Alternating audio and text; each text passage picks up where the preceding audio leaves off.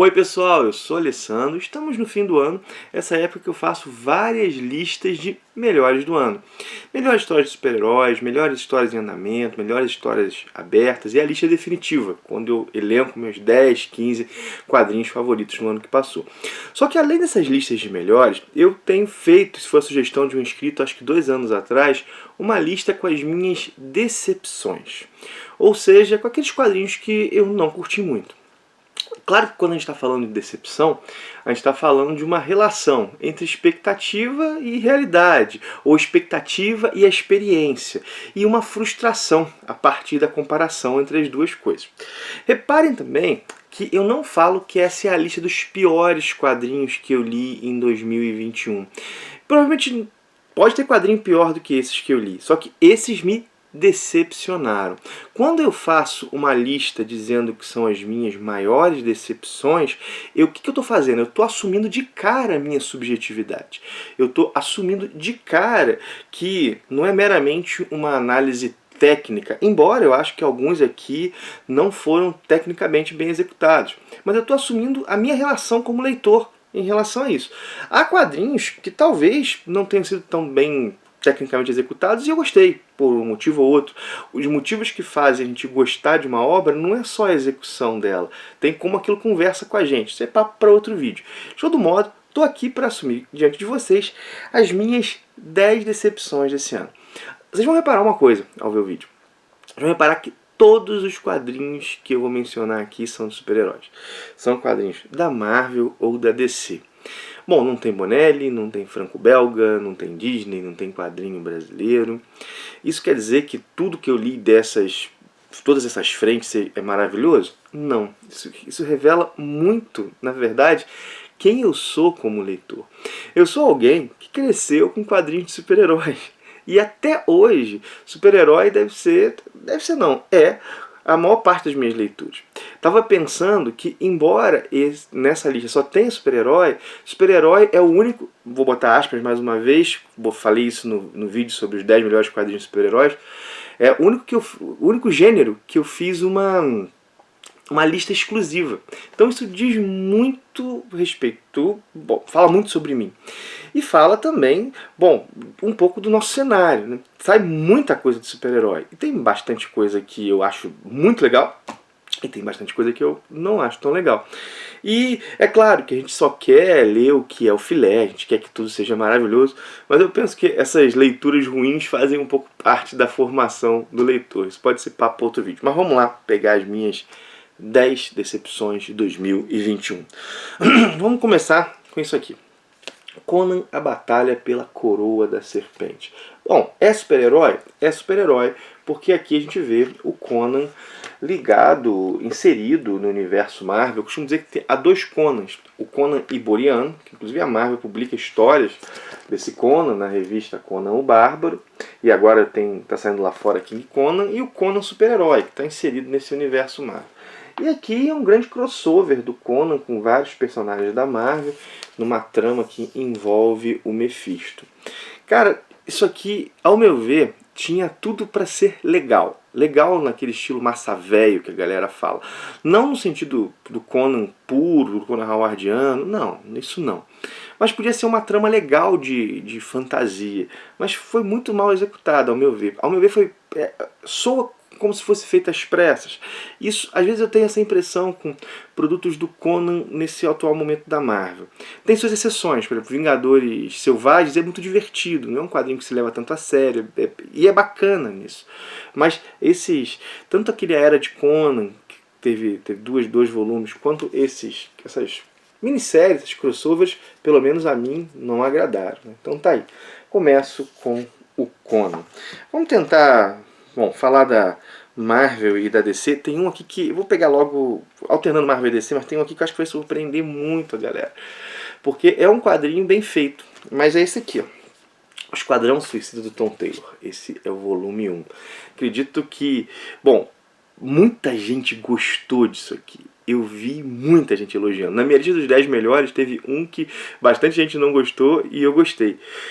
E agora tem um que bastante gente gostou e eu não curti tanto, que foi o Esquadrão Suicida do Tom Taylor. E aqui eu tenho que revelar o motivo. Eu curto muito Tom Taylor como autor.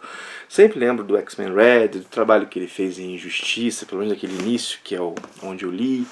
O trabalho dele em Decomposição. E eu esperava que no Esquadrão Suicida a gente fosse ter uma abordagem mais inovadora. E eu achei uma história, assim, bem convencional. Bem convencional. Foi talvez o título do Tom Taylor menos Tom Taylor que eu já li. Pelo menos na minha percepção. Enfim, então, embora seja um quadrinho bem feitinho, não tem nem comparação disso aqui com esse aqui, é um quadrinho que me decepcionou. Vou ler o segundo volume para ver se a visão muda. Agora vamos para a minha terceira decepção, uma da Marvel. Vocês vão ver que tem mais Marvel do que DC. Não é porque eu acho que a Marvel está pior do que a DC, não. Porque eu acho que eu li mais Marvel. Mas vamos lá.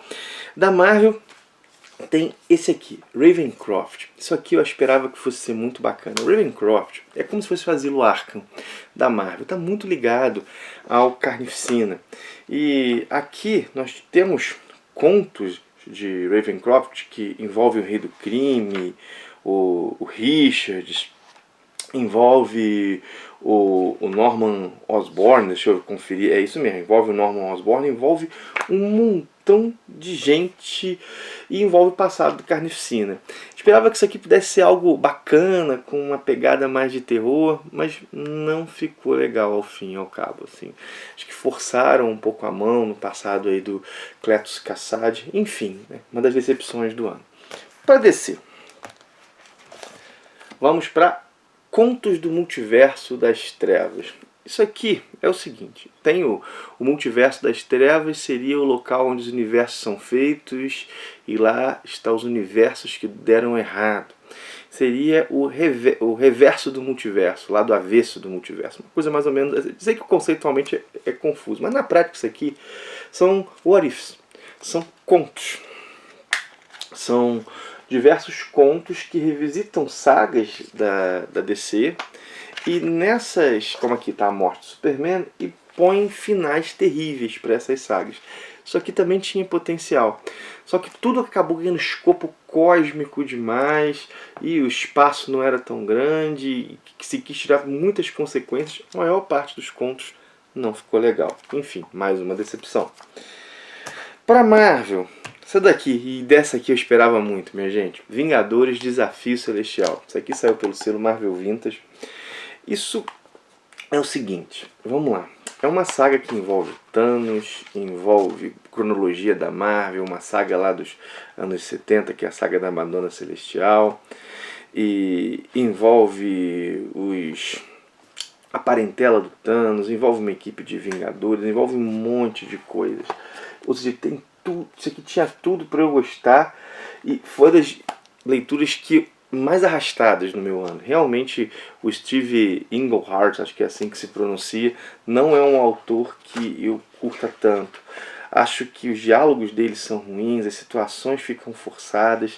Enfim, ao meu ver, essa daqui é a edição de Marvel Vintage menos interessante. Esse selo que é dos meus favoritos do que a Panini publica. Então tá aí. Bom, só tem mais um da DC e mais 4 da Marvel. Vou deixar o da DC por último. Vamos pegar agora uma que acredito que quem acompanha o canal já estava esperando que entraria na minha lista de decepções, que é X de Espadas.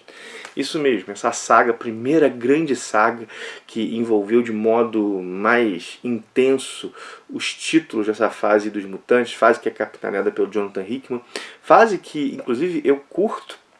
Elogiei muito o início, gosto de várias séries. Não curto tanto Excalibur, né? Não gosto do Excalibur, também não gostei de Fallen Angels.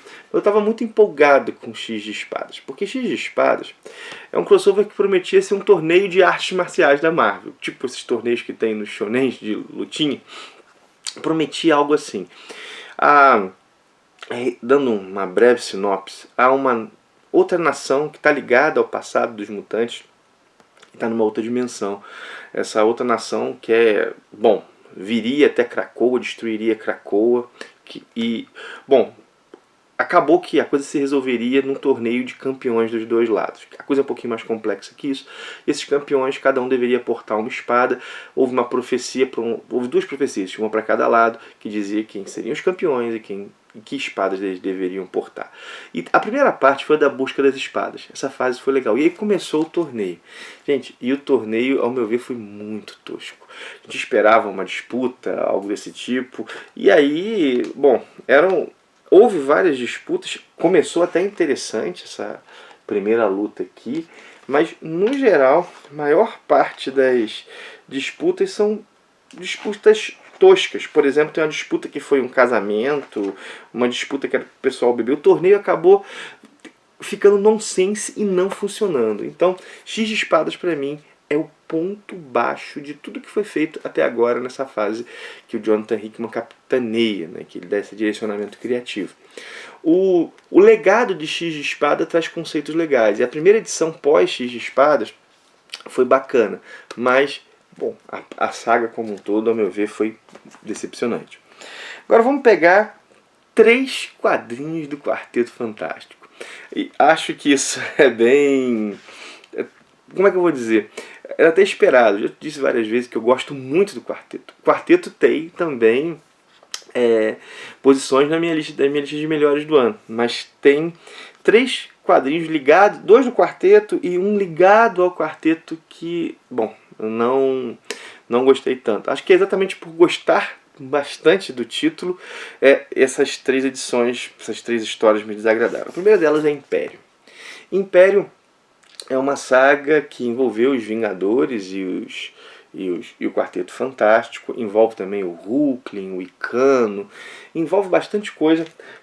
Tal como Vingadores Desafio Celestial, é uma saga que... É uma saga que tinha tudo para eu gostar. E, cara, eu acho que foi muito corrida. As coisas foram muito jogadas. As soluções foram muito Deus Ex Machina.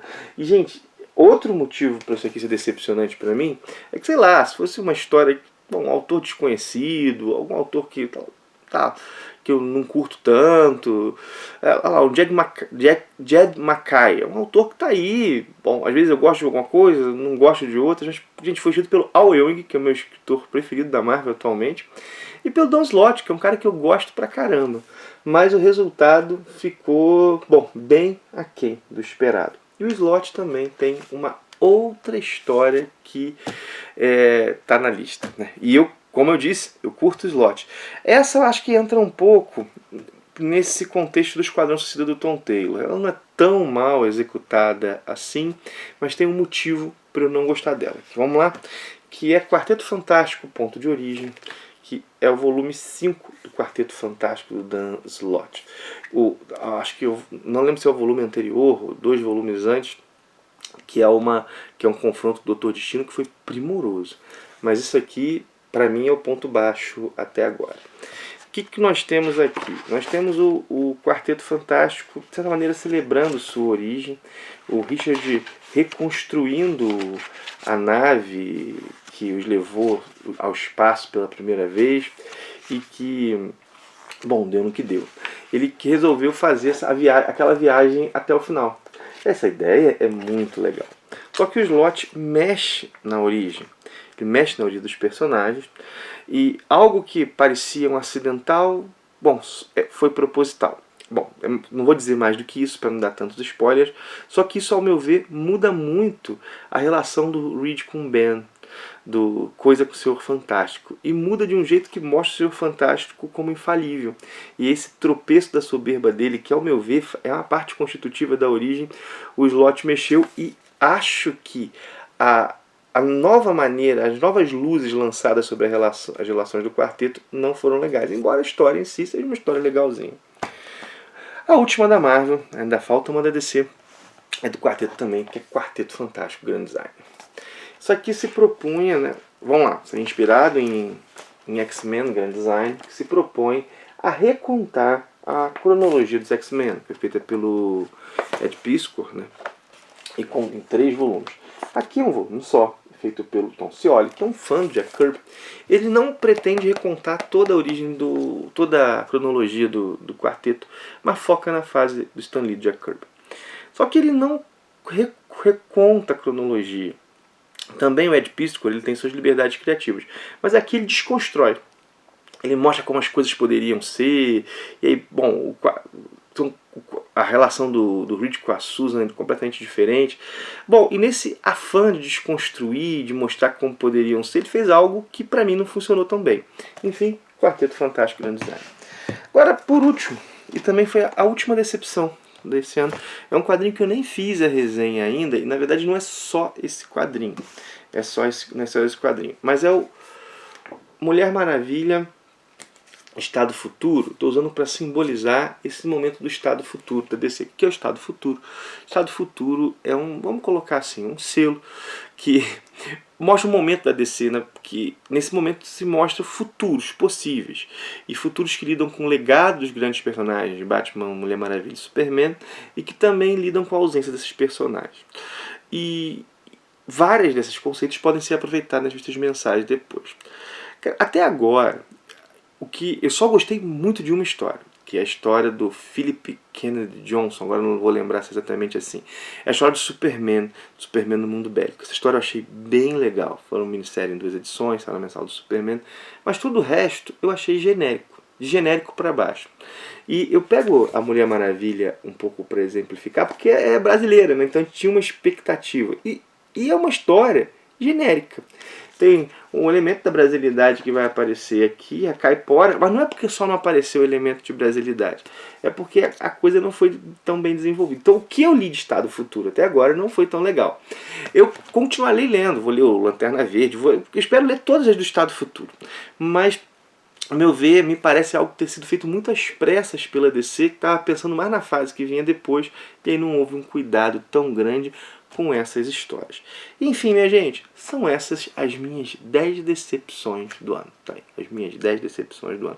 Se você quer colocar quais foram as suas, discordar de mim, como eu disse aqui, eu estou assumindo uma relação totalmente subjetiva com esses quadrinhos.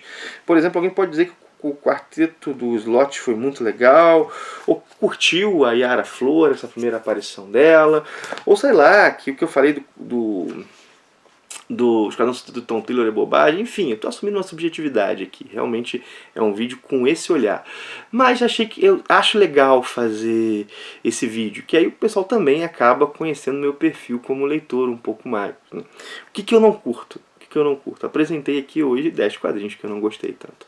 Enfim, minha gente, vou dizer para você curtir, comentar, compartilhar o vídeo se achou legal.